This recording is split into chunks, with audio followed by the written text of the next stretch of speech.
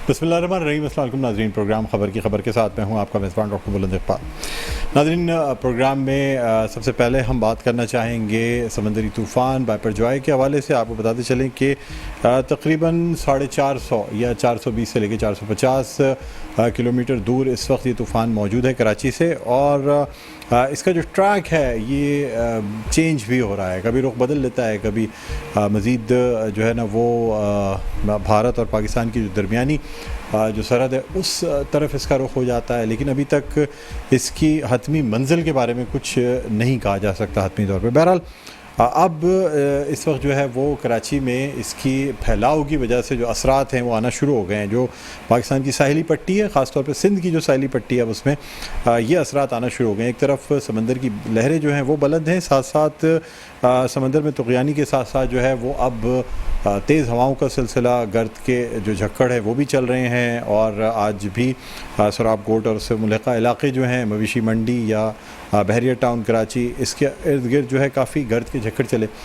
Defence Clifton की अगर बात की जाए तो वहाँ भी तेज़ हवा जो है ना वो चल रही है, और जो मौसम है वो यकसर तब्दील होता नज़र आ रहा है। दूसरी जानिब बादलों ने भी अपने जो है ना वो डेरे डाल लिए हैं, और कहा ही जा रहा है कि अल्लाह करे कि खैर ये तूफ़ान जो है ये पाकिस्तान की किसी साहिली पट्टी पे जो है वो हिट ना करे, बल्कि इसकी जो लैंडस्लाइड है वो पाकिस्तान से हट के हो। लेकिन फिर भी इसके फैलाव की वजह से जो असरात आएंगे और जो बारिशें होंगी वो अर्बन फ्लडिंग का सबब बन सकती हैं। यानी इस वक्त ये नहीं कहा जा सकता कि अगर ये तूफ़ान जो है ये अगर पाकिस्तान के साहिल से नहीं टकराता है तो इससे कोई जो है ना इसके असरात नहीं आएंगे या किसी किस्म का कोई नुकसान नहीं होगा, बल्कि अगर ये ना भी टकराए तब भी जो इसका फैलाव है या जो इसके ज़ेर असर इलाके हैं उसमें भी काफ़ी हद तक तेज़ हवाओं का चलना है, बारिशों का होना है, मूसलाधार बारिशें, हैवी स्पेल्स, यहाँ तक कि क्लाउड बर्स्ट, थंडर स्टॉर्म, ये तमाम चीज़ें हैं जो हो सकती हैं, जो कि अगर कराची में इस किस्म की कोई बारिश होती है तो अर्बन फ्लडिंग का बिल्कुल ख़तरा मौजूद है। तमाम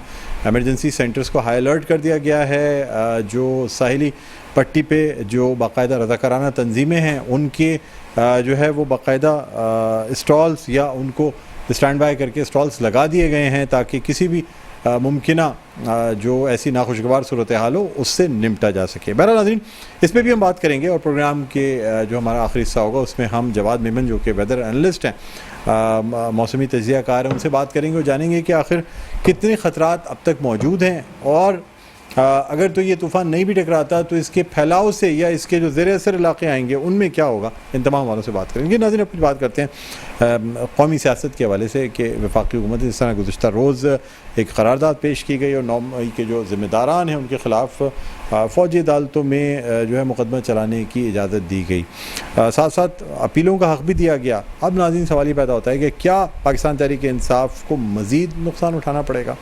दूसरी जानिब मेयर कराची का जो इंतखाब जो 15 जून को होने जा रहा है, अब एक सवाल तो ये है कि क्या शदीद बारिशों, अगर तो शदीद बारिश हो जाती हैं तो क्या उस सूरत में भी मेयर का इंतखाब हो पाएगा या नहीं होगा। दूसरी जानिब जिस तरीके से पाकिस्तान तहरीक इंसाफ के जो यानी जो इलेक्टेड नुमाइंदे हैं, मुंतखब उम्मीदवार हैं, वो जिस तरीके से अपनी वफादारियाँ तब्दील कर रहे हैं या जिस तरह उन्होंने कहा कि जी वो इस इलेक्शन प्रोसेस का हिस्सा नहीं बनना चाहते, तो ये भी बहुत बड़ा सवाल निशान है कि पाकिस्तान तहरीक इंसाफ के कितने ऐसे मुंतखब नुमाइंदे होंगे जो कि अपनी पार्टी पॉलिसी को फॉलो करते हुए हाफिज़ नईमुर रहमान को वोट देंगे या जमात इस्लामी का साथ देंगे या पाकिस्तान पीपल्स पार्टी का साथ देंगे। बहरहाल नाज़रीन, इन तमाम हवालों से भी बात करेंगे, और साथ साथ ये भी देखेंगे कि जो PTI मेंबरान की कौमी असम्बली की बहाली का जो फ़ैसला था वो मुअत्तल कर दिया गया है, और पहले समझा जा रहा था कि शायद ये तमाम मेंबरान जो हैं ये असम्बली में जा सकेंगे, लेकिन अब इससे कोई फ़र्क भी नहीं पड़ता, इसलिए कि ज़्यादातर जो मेंबरान हैं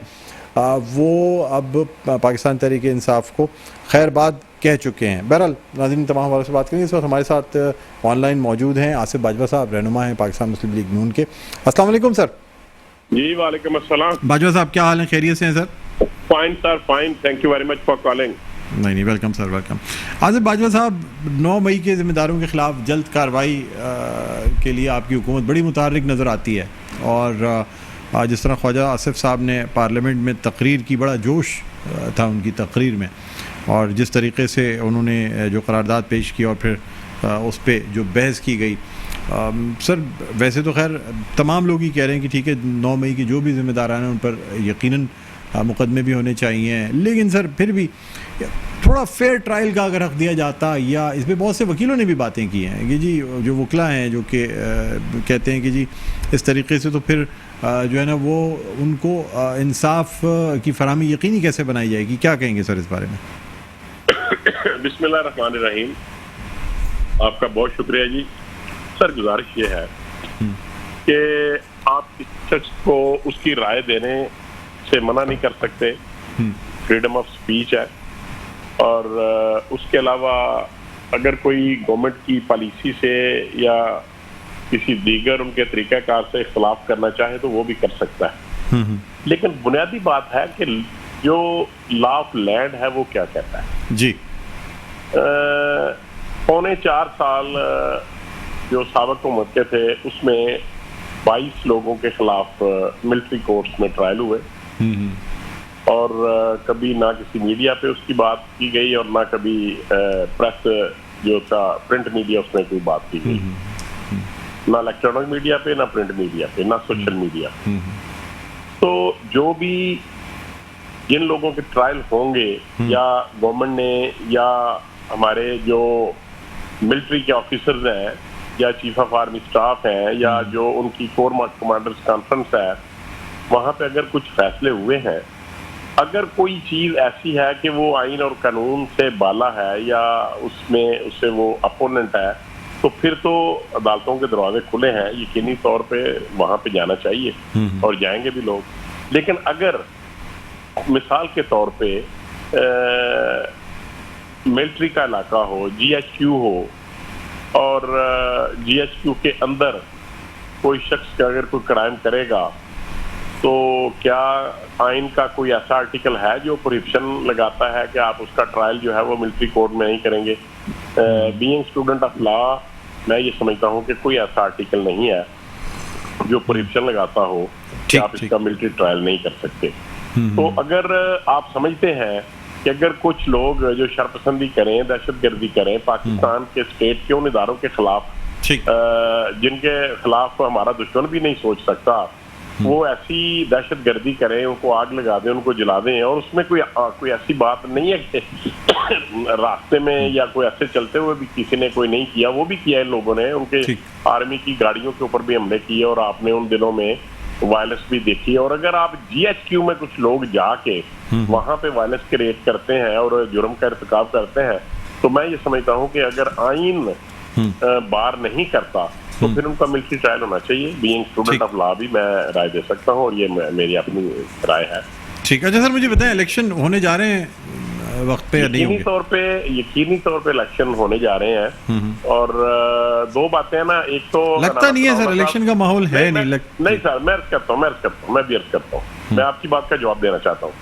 राना सनाउल्लाह साहब ने भी कहा कि हम जो ड्यू प्रोसेस है वो अडॉप्ट करेंगे और जब हमारा टेन्योर खत्म होगा उसके बाद इलेक्शन होने चाहिए। और इसके अलावा शाह खान अब्बासी साहब ने भी कहा और दीगर जो PMLN के अकाबरीन हैं उन्होंने कहा जी कि इलेक्शन जो है वो होने चाहिए विद इन ड्यू टाइम।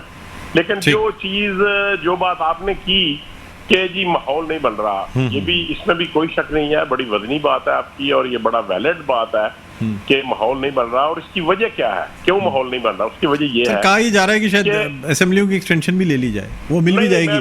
अब आप लोग इस पोजीशन में हैं, इसके सर असेंबलियों की एक्सटेंशन भी ले सकते हैं। आप चूंकि बड़े ज़हीन आदमी हैं, बल्कि बड़े फतीन आदमी हैं। नहीं सर, थैंक यू सर, मैं तो अदना सा आदमी हूँ, नाक़िसुल अक़ल समझता हूँ अपने आप को, मैं तो आपसे रहनुमाई ले रहा हूँ। डॉक्टर साहब आप बात को छीन लेते हैं, आप उस्ताद आदमी हैं। वो मैं ये अर्ज कर रहा था कि ये बात क्यों करते हैं आप जैसे लोग के माहौल नहीं बन रहा। उसकी वजह ये है कि PDM के सरबराह मौलाना फजल रहमान साहब ने एक बात की है कि एक्सटेंशन की अगर बात है, अगर असेंबलियों की एक्सटेंशन की या इलेक्शन के आगे जाने की बात है तो उसका फैसला पार्लियामान करेगी। इस वजह से लोग मशकूक हैं। और ये बात आपकी दुरुस्त है कि जो पब्लिक एट लार्ज है उसमें यही तासर पाया जा रहा है कि इलेक्शन जो है ये ड्यू टाइम पे नहीं होंगे। ठीक ठीक। लेकिन इसका फैसला मैं नहीं कर सकता, आप नहीं कर सकते। यकीनी तौर पे इसका फैसला जो पार्लिमान में बैठे हुए हैं वो करेंगे, और जो वो फैसला करेंगे वो यकीनन कॉन्स्टिट्यूशनल आर्टिकल के तहत करेंगे। इसलिए देखते हैं क्या फैसले होते हैं और फिर उस पर बात भी करेंगे।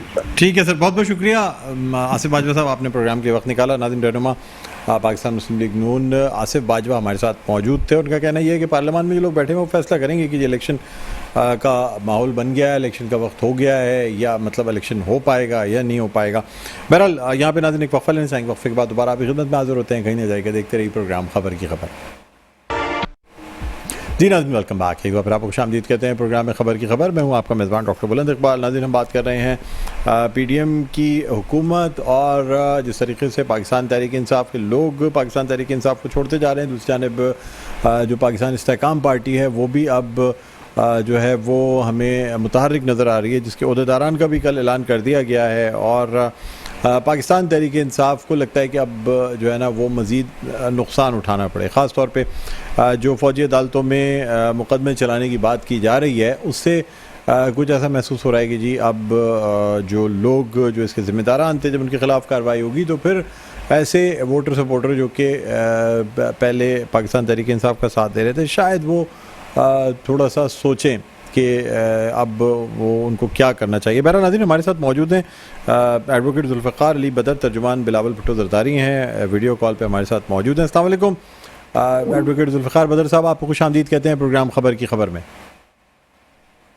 अच्छा, हमारा राब्ता मुनक़ता हुआ है और अब नाज़रीन एक तरफ तो ये भी हमें देखना होगा कि क्या पाकिस्तान पीपल्स पार्टी भी जो है वो इस हवाले से हिमायती है कि ये जो मुकदमा जो करारदाद पेश की गई, तो मुकदमा जो है ना 9 मई के ज़िम्मेदारों के ख़िलाफ़ वो फ़ौजी अदालतों में चलाए जाएँ, या फिर पाकिस्तान पीपल्स पार्टी इस हवाले से भी अपना कोई अलग मौक़िफ़ रखेगी। इसलिए कि माजी में पाकिस्तान पीपल्स पार्टी जो है वो तमाम ऐसे हवालों से अपना जो मौक़िफ़ है वो मुख्तलिफ रखती रही है कि किस तरीके से सियासी जो कारकुनान हैं उनके साथ किस तरीके से क्या रवैया अख्तियार करना है, या गिरफ़्तारियों के हवाले से भी पाकिस्तान पीपल्स पार्टी ने अपना मौक़िफ़ रखा। और कहा जा रहा है कि जी इमरान खान की गिरफ़्तारी में भी पाकिस्तान पीपल्स पार्टी की मंशा शामिल नहीं थी, या पाकिस्तान पीपल्स पार्टी जो है ना वो नहीं चाहती थी कि किसी भी किस्म का कोई भी गैर सियासी अमल जो है ना वो दोहराया जाए। बहरहाल नाज़रीन, ये तमाम सूरत हाल है और पाकिस्तान पीपल्स पार्टी का मौक़िफ़ भी जाने के, लेकिन यहाँ हम एक छोटा सा वक्फ़ा लेना चाहेंगे। वक्फ़े के बाद जब आपकी खिदमत में हाजिर होंगे तो फिर कराची के मौसम के हवाले से बात करेंगे। कहीं ना जाइएगा, देखते रहिए हमारी ये प्रोग्राम खबर की खबर। जी नाज़रीन, वेलकम बैक। एक तो फिर आपको खुशामदीद कहते हैं प्रोग्राम में खबर की खबर। मैं हूँ आपका मेज़बान डॉक्टर बुलंद इकबाल। नाज़रीन, अब हम बात कर रहे हैं जो समंदरी तूफ़ान बाइपर जॉय, जो कि अब मज़ीद कराची से क़रीब हो गया है और कहा जा रहा है कि ये सीधे हाथ की तरफ मुड़ जाएगा, यानी मगरिब की तरफ मुड़ेगा और मशरिक़ की तरफ मुड़ेगा, शुमाल मशरिक़ एक टर्न लेगा और उसके बाद ये वहाँ से आगे बढ़ेगा, तो फिर कराची के साहिल से दूर रहेगा और जो केटी बंदर या जो अहमदाबाद की साइड है वहाँ पे कहीं जाके टकराएगा। इसके हवाले से सुबह भी कुछ खबरें आई कि जी रुख मोड़ लिया है इस तूफ़ान ने और अब कराची को कोई ख़तरा मौजूद नहीं है। लेकिन जब हम रेडार, जो कि इंटरनेशनल रेडार्स हैं मुख्तलिफ वेबसाइट्स के ऊपर, वो देख रहे हैं तो हमें कोई रुख तब्दील होता नहीं नज़र आ रहा है, बल्कि ये बजाय इसके मशरिक़ की जानिब जाता है, ये मज़ीद थोड़ा सा मगरिब की जानिब जाता नज़र आ रहा है और शुमाल मगरबी समत में बढ़ता चला जा रहा है। बहरहाल इस पर बात करेंगे। हमारे साथ इस वक्त मौजूद हैं वेदर एनालिस्ट हैं जवाद मेमन साहब। अस्सलाम वालेकुम। जी वालेकुम डॉक्टर। जवाद मेमन साहब, खैरियत से हैं? आप? बहुत बहुत शुक्रिया, आपने प्रोग्राम के वक्त निकाला। बहुत शुक्रिया, अल्हम्दुलिल्लाह आप लोग खैरियत से। जी जी। अच्छा नाज़रीन, आपको बताते चलें जवाद मेमन साहब वेदर अपडेट्स PK.2.0 जो है ये अपना पेज भी चलाते हैं और साथ साथ जो है ना, लेकिन अब कुछ अरसे से बहुत मोहतात एनालिसिस देते हैं आप जवाद साहब। पहले जिस तरह आप खुल के बात किया करते थे, मुझे ऐसा लगता है कि अब आप फेसबुक के कमेंट्स और इन चीज़ों से थोड़ा मोहतात होकर कमेंट्स देते हैं। कभी एक दो आपकी पेशन गोइयाँ अगर सही साबित नहीं हुई तो सर कोई फ़र्क नहीं पड़ता, 100% किसी की पेशन गोई सही साबित नहीं होती, लेकिन खुल के बात किया करें ना सर। कमेंट्स जो हों वो अगर मोहतात तरीके से दिए जाएंगे, जिसमें तमाम प्लस माइनस बातें कर दी जाएँ, तो फिर ऐसी प्रेडिक्शंस में मज़ा नहीं आता। क्या कहेंगे आप?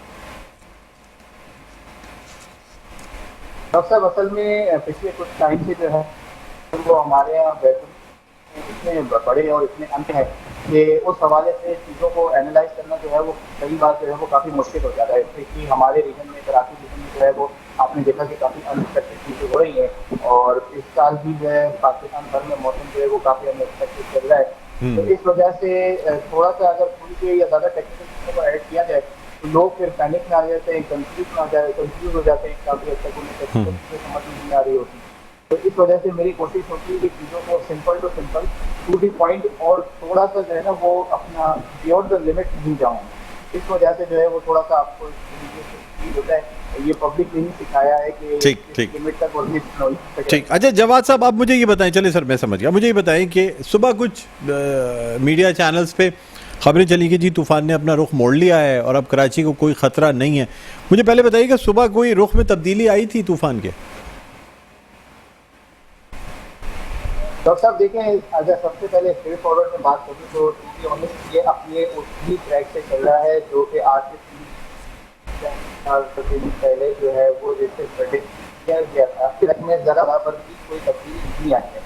बेसिकली कुछ चैनल की जानिब से जो है वो शायद मिसअंडरस्टैंडिंग की गई या आई डोंट नो कि वो पहले जो है उन्होंने हाई की करी थी और कराची की तरफ आ रहा है, खुदा ना खास्ता कराची डूब जाएगा या बहुत ज़्यादा बनाई। क्योंकि पहले दिन से एक तूफान का जो ट्रैक पिछले 3-4 दिन से जो काफ़ी अच्छा कंफर्म हुआ है कि इसमें गुजरात बॉर्डर की तरफ जाना है, ये कराची आ ही नहीं रहा था। जब देखिए कराची की तरफ आ ही नहीं रही है तो पहले जो है वो कंफ्यूजन में या मिसअंडरस्टैंडिंग है। ठीक। नहीं सर, मुझे बताइएगा कि ये जो ट्रैक है सर, बाइपर जॉय का जो ट्रैक है, क्या ये थोड़ा सा मगरिब की जानिब थोड़ा सा गया है? कुछ इसमें जो है ना वो मूवमेंट आई है मगरिब की जानिब, या फिर ये उसी ट्रैक पे चल रहा है? बिल्कुल डॉक्टर साहब, ये मगरिब के जानिब जो इसका लेकर हुआ है, ये एक्सपेक्टेड था। 2 से 3 दिन पहले ही हमने अपने तमाम प्लेटफॉर्म पे जो है ये प्रेडिक्ट किया था। इसकी बेसिक वजह ये है कि 12 से 13 जून के आसपास इंडियन रीजन पे हाई प्रेशर सिस्टम मौजूद है। वो हाई प्रेशर सिस्टम नीचे इंडिया मेन लैंड की तरफ शिफ्ट होता है, तो यही वजह है कि इसके ज़रिए असर जो है ये थोड़ा सा मगरिब की जानिब जो है वो इसमें मूवमेंट की है और ये एक्सपेक्टेड था। ये 14 शाम इसी तरीके से नॉर्थ वेस्ट की जानिब चलता रहेगा और जैसे ही ये कराची हमारे साइडों को मजबूत कर पाएगा, यानी कि 22-23 नॉर्थ वेस्ट को क्रॉस करेगा, ये हाई रेंज शेयर की जगह पर आएगा और वो जो high pressure system already India के ऊपर मौजूद है वो मजीद डाउन होगा। तो ये तूफान जो है वो फौरन जो है एक आध टर्न लेकर एक बार फिर नॉर्थ ईस्ट की जानिब और फिर सीधा चलता चला हुआ जाए। ठीक ठीक। अच्छा जवाद साहब, मुझे बताइएगा कि जो कहा जा रहा है कि ये अब कल से जो है ये मशरिक़ की जानिब बढ़ना शुरू हो जाएगा, इसकी क्या बुनियाद क्या है, वजह क्या है? ट्रैक्स जो दिखाए जा रहे हैं वो पहले से दिखा रहे हैं कि ये जो साइक्लोन है ये पहले शुमाल की जानिब जाएगा और उसके बाद फिर मशरिक़ की जानिब मुड़ जाएगा। क्या इसकी क्या मतलब बेसिस क्या है इसकी? इस तरह देखिए, मैंने अभी आपको बताया ना कि ये इंडिया के ऊपर जो हाई प्रेशर सिस्टम मौजूद है और वो मजीद सेंट्रल इंडिया की तरफ जो है वो स्लिप हो जाएगा।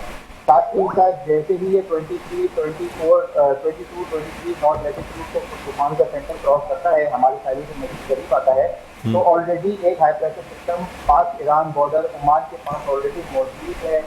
वो हाई प्रेशर सिस्टम जो है कुछ स्टीयरिंग करेगा और फिर वो उसके जगह पर आते हुए ये शार्प टर्न देगा, जिस पर आप देख भी रहे हैं कि फॉरन नॉर्थ वेस्ट जाता हुआ अचानक जो है वो फिर ये नॉर्थ की तरफ एक शार्प टर्न देगा और फिर सीधा जाएगा। तो बेसिकली ये तूफान जो है इसको 2 से 3 हाई प्रेशर सिस्टम के बीच में फंसा हुआ है और जो शिकत है वो यूँ उसको मेंटेन है। अभी भी कैटेगरी 2 का सीवियर साइक्लोनिक स्टॉर्म है, क्योंकि अरेबियन सी में जो है वो टेम्परेचर मामूल से बहुत ज़्यादा है और वर्टिकल विंड शेयर जो है इस तूफान के रास्ते में अभी भी 24। ठीक। अच्छा मुझे बताइएगा, चीज़ें जो है वो तूफान जी। अच्छा जवाद साहब, मुझे ये बताइएगा कि इसका रेडियस तकरीबन कितना आप कह सकते हैं कि होगा? क्या कितने किलोमीटर का इसका रेडियस होगा या डायमीटर जो है, यानी जो इसका सर्किल है कितने?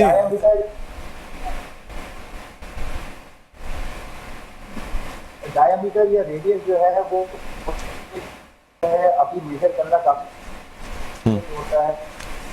लिए एक्स्ट्रा पैसे थोड़ा सा कॉन्ट्रैक्ट करता है। लेकिन एक रफ एस्टिमेट मैं आपसे अगर जिक्र करूँ कि जो कैटेगरी 2 का जो तूफान है, तो अमूमन इनके जो रेडियस होते हैं वो कहीं 100 किलोमीटर, लगभग 400 से 500 किलोमीटर के आसपास है। इसका ओवरऑल एक एंड से दूसरे एंड तक जो इसका पूरा रेडियस होता है वो अमूमन कैटेगरी 2 के तूफानों में इस हद तक चला जाता है। जवाद साहब, मुझे बताइएगा कि कराची में इसके ज़ेर असर जो है बारिशें कब से मुतवक्को हैं? आज हल्की बूंदाबांदी हुई, हवा के झक्कड़ चलते रहे, लेकिन लोग परेशान ये हैं कि क्या इससे मुसलधार बारिश भी होगी, हैवी स्पेल्स आएंगे? अगर आएंगे तो कब से मुतवक्को हैं कराची में हैवी स्पेल्स? नहीं डॉक्टर साहब, ये एक्सपेक्टेड था कि 13 तारीख से हल्के से असरात आना शुरू हो जाएंगे, 13 तारीख की दोपहर शाम या रात से। अब जो है वो आहिस्ता आहिस्ता मतलब क्लियर हो रहा है कराची में, क्योंकि ये तूफान बेसिकली इसका जो पूरा रेडियस होता है बादल और हवाएं जो है एक घूम रही है, और जैसे जैसे इसका सेंटर करीब आएगा इसी तरह से इजाफा होगा। ज़्यादातर कराची में 14 तारीख से लेकर 16 तारीख तक जो है वो हैवी स्पेल्स एक्सपेक्ट किए जा सकते हैं, जिसमें कराची के अक्सर इलाकों में जो है वो हैवी स्पेल्स होंगे। और मीडियम जो इसका पीक इंटेंसिटी होगी वो 14 तारीख से लेकर 16 तारीख तक, या मैक्सिमम आप कह सकते हैं 17 तारीख। अच्छा, मुझे बताएं कि क्या इसके ज़ेर असर जो बारिशें होंगी, जो थंडरस्टॉर्म्स या हवाएं चलेंगी, क्या अर्बन फ्लडिंग हो सकती है कराची में इस बाइपरजॉय साइक्लोन की वजह से? जी बिल्कुल पॉसिबल है, अर्बन फ्लडिंग काफ़ी हद तक पॉसिबल है। इसी वजह से वेरी हैवी रेनफॉल के चांसेस मौजूद हैं। और आपको पता है कि हमारे यहाँ ज़रा 40-50 मिलीमीटर बारिश की हो जाती है इस टाइम में, तो काफ़ी सारे इलाकों में जो है वो अर्बन फ्लडिंग शुरू हो जाती है। तो इसमें भी एक्सपेक्ट किया जा रहा है कि ये 2 से 3 दिन का टाइम है कि असरात रहेंगे, और वक्तन फवक्तन गैप के साथ जो है वो काफ़ी हैवी रेनफॉल एक्सपेक्ट की जा रही है। तो अर्बन फ्लडिंग के जो है वो काफ़ी चांसेस। ठीक है।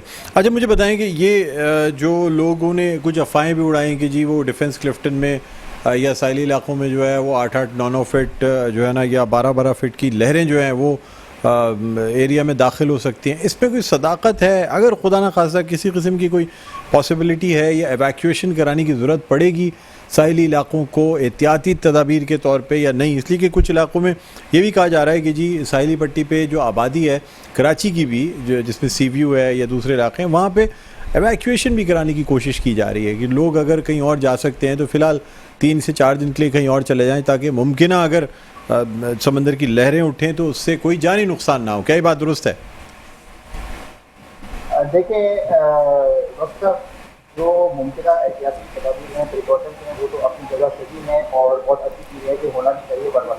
तो लेकिन जो आपने बात करी लहरों की हाइट के हवाले से, वो लोगों ने मेरे ख्याल से मिसअंडरस्टैंड किया है, क्योंकि बहुत सारी टेक्निकल ऐसी चीज़ें हैं जो लोगों को अंडरस्टैंड नहीं कर पाते और वो स्टडी क्लियर हो जाता है। कराची के साहिलों की अगर स्पेसिफिक बात करूँ तो जहाँ पर जो अब तक नज़र आ रहा है समुद्र की जो लहरें हैं वो 3 से 5 फीट के आसपास जो है वो उठ सकती हैं, मैक्सिमम इससे ज़्यादा ऐसा कितनी कोई पॉसिबिलिटी नहीं है। रही बात 8 से 12 फीट की जो आपने कही, वो बेसिकली ऑफिशियल एडवाइजरीज में भी कहा गया है और हमारे पास भी इसी तरीके की जो है वो एनालिसिस है कि 8 से 12 फीट 14 फीट तक की समुद्र की लहरें जा सकती हैं। लेकिन ये कहाँ जाएंगी? ये जाएंगी आपका केटी बंदर, रेली कोट, चश्मा कोट, ये जो बिल्कुल साउथ ईस्टर्न सिंध के समंदर के साथ जो इंडियन गुजरात बॉर्डर के साथ जो इलाके हैं, जो वहाँ जाएंगे, क्योंकि जब भी तूफान लैंडफॉल कर रहा होगा तो इन इलाकों के बहुत करीब से टकराता हो जाएगा। तो यहाँ पर इन इलाकों में यानी जहाँ जिस इलाके में ये तूफान टकराएगा वहाँ पे कितने फीट की लहरें उठ सकती हैं, अगर मैं ये सवाल आपसे करूँ तो? यही है कि 8 से 15 फीट के दरमियान जो है ये लहरें रहेंगी।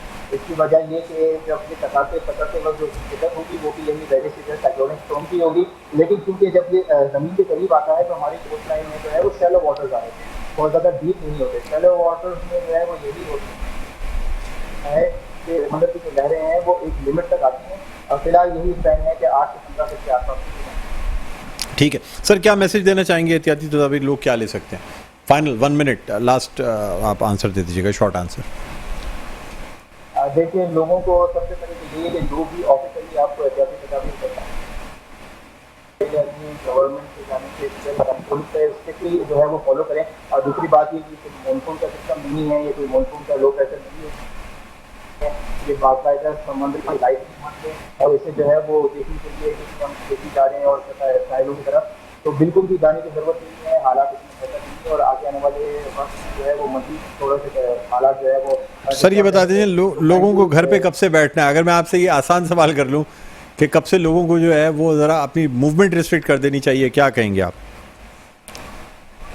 देखिए मूवमेंट जो है वो कोशिश करें कि कल से जो है वो रिस्ट्रिक्ट हो रहे हैं, क्योंकि कल 14 तारीख है और 14 कल शाम से आप कह रहे हैं कि लोगों को मूवमेंट या तो फर्स्ट फ्लोर पे चले जाएं या मूवमेंट रिस्ट्रिक्ट रखें? फर्स्ट फ्लोर वगैरह पे ऐसा जितना इंशाल्लाह अल्लाह करेगा तो नहीं है, बारिशें ज़्यादा ज़रूर होंगी और ज़्यादातर यही देखने में आ रहा है कि 14, 15, 16 के दरमियान जो है वो हैवी रेंज। ठीक है जी, ठीक है, बहुत बहुत शुक्रिया जवाद साहब, आपने प्रोग्राम के वक्त निकाला। नाज़रीन, मौसमियाती तज्ज़ियाकार जवाद मेमन हमारे साथ मौजूद थे। प्रोग्राम का वक्त इख्तिताम पर पहुँचता है इस दुआ के साथ कि अल्लाह ताला कराची और उसके गर्दोनवा और पाकिस्तान के तमाम ही साहिली इलाकों को अपने फ़रमान में रखे। मुझे बुलंद इक़बाल को इजाज़त दीजिए, अपना बहुत ख्याल रखिएगा। अल्लाह हाफ़िज़।